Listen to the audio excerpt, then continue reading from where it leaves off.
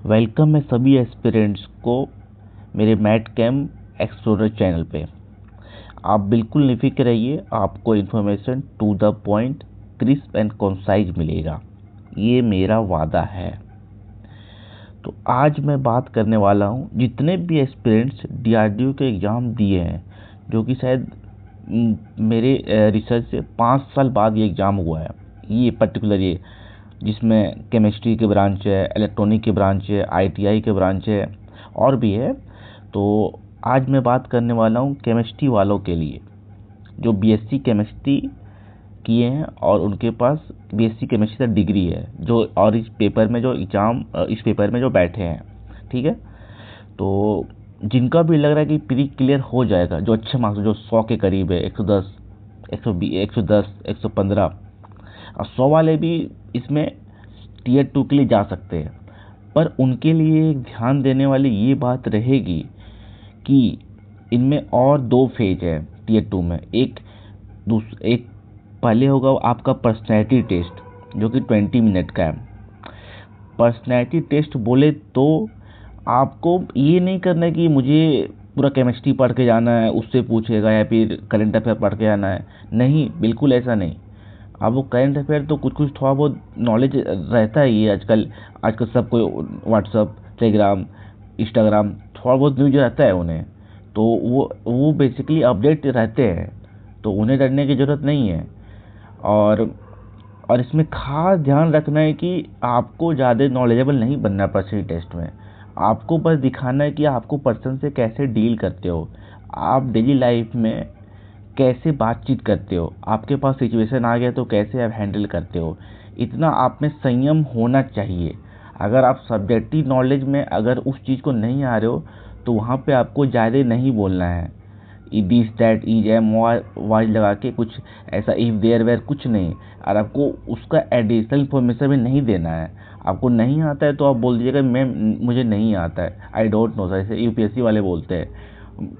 उन्हें बस आपको चेक कर, वो बस आपको चेक करते हैं कि ये बंदा जो चेयर पे मैं देने वाला हूँ, ये इसे लीड कर पाएगा कि नहीं, और मेरे इंस्टीट्यूशन को कहाँ तक ले जा पाएगा। उनका एक ही मोटिव रहता है।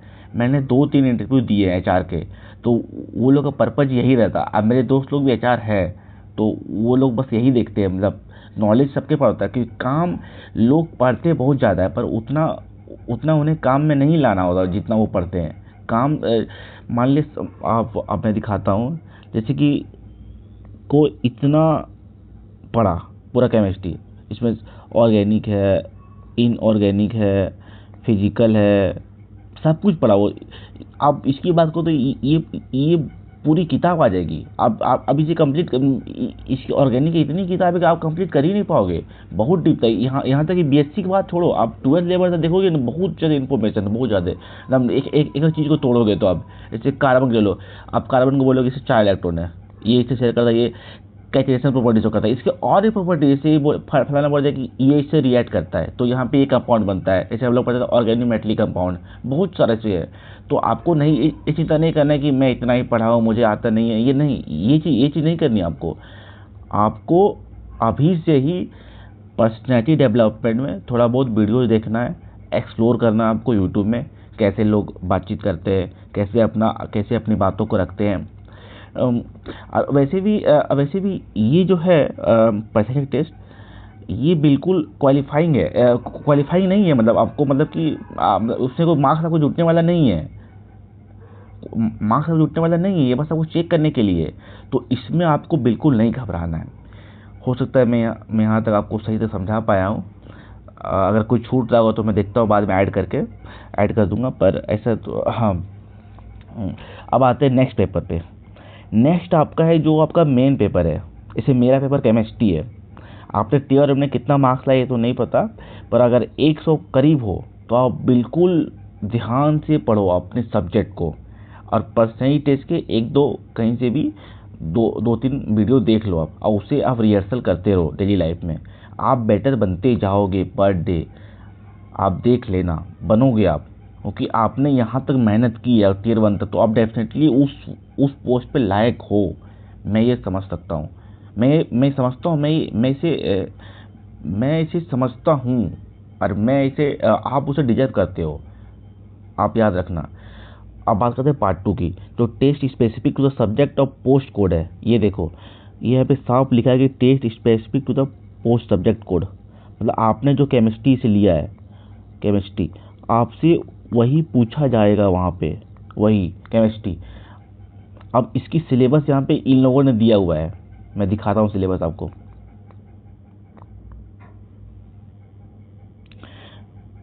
देखो पहला तो सीबीटी स्क्रीनिंग जो आप पहले दे चुके हो। अब सीबीटी 2, ये आपका पर्सनैलिटी टेस्ट है जो मैं अभी बात कर रहा था। ये ओ सॉरी, ये नहीं, एक मिनट,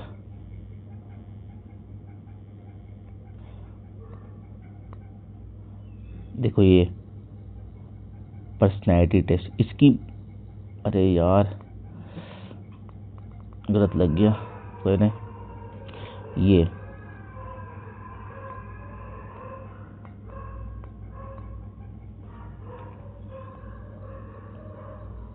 मैं इसकी बात करता, इसकी पर्सनैलिटी टेस्ट की।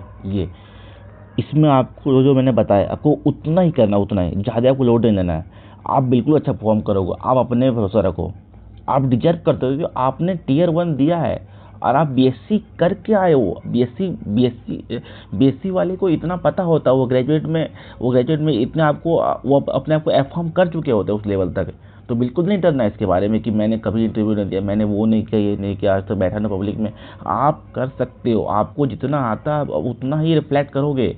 और हर आदमी की रेडियंस होती है। आप अपना ऑनेस्टी साथ, आप अपना ऑनेस्टी के साथ जाओ, आप रेडियंस करोगे, आप रिफ्लेक्ट करोगे उन्हें। मैं ये गारंटी देता हूँ आपको, आप रिफ्लेक्ट करोगे, देख लेना आप। चलिए मैं आगे बात करता हूँ, जो कि इस सब्जेक्ट पे भी दिखाता हूँ मैं। अब देखो, ये तो आपका बता दिया कि इन्होंने कि ये सब्जेक्ट कोड ही पूछा जाएगा, लेकिन एक चीज़, अरे यार,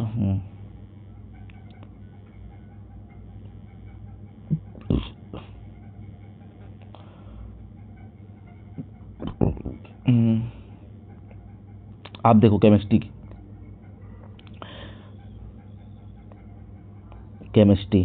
यही ना, ये आपका मेन पेपर है। और इसमें भी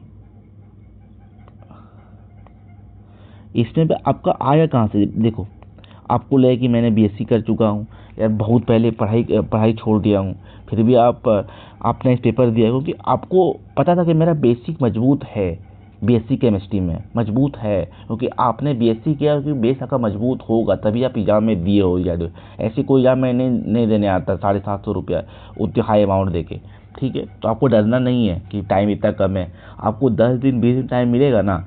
आप सिर्फ पीवाईक्यू करो, आप एग्ज़ाम में बढ़िया परफॉर्म करोगे। आप सब्जेक्ट देख लो, देखो क्या है,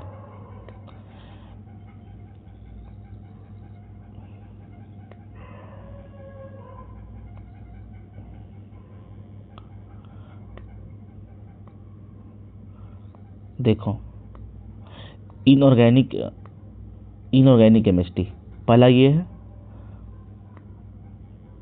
दूसरा देखो आप, ऑर्गेनिक केमिस्ट्री,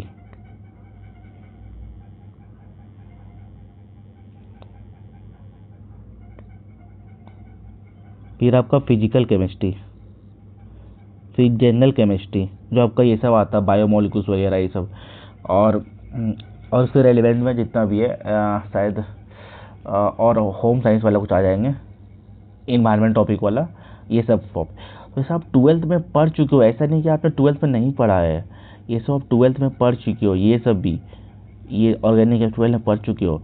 आपको इसे बस रिवाइज करना है, वो भी टॉपिक वाइज, पीवाईक्यू वाइज में।